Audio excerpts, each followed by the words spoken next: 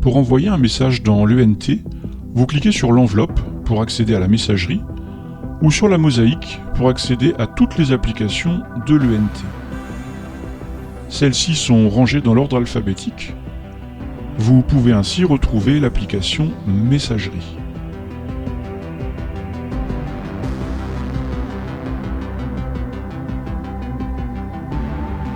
Ensuite, vous pouvez cliquer sur un message déjà reçu pour le lire et éventuellement y répondre, ou cliquer sur Nouveau message. Vous devez d'abord compléter le champ A, c'est-à-dire le destinataire de votre message. En tapant ces premières lettres, l'ENT le recherche automatiquement. Vous pouvez ensuite taper d'autres lettres pour ajouter d'autres destinataires de votre message. Dans l'ENT, des groupes d'utilisateurs ont été créés, comme par exemple les élèves d'une même classe, les enseignants d'une même matière, les parents d'élèves, etc. Et enfin, n'oubliez pas d'effacer les lettres que vous avez tapées. Vous pouvez aussi ajouter d'autres destinataires en copie ou copie cachée. Ça sert surtout lorsqu'on répond à un message. Ensuite, vous remplissez le champ objet, c'est-à-dire le titre de votre message,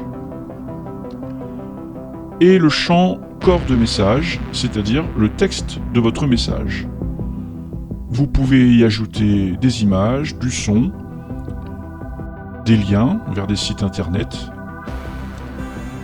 et vous pouvez aussi faire un petit peu de mise en page, comme par exemple mettre en gras, mettre en italique, changer la taille de la police de caractère. L'ENT a une option de signature automatique. Alors vous écrivez la signature que vous souhaitez ajouter à chacun de vos messages.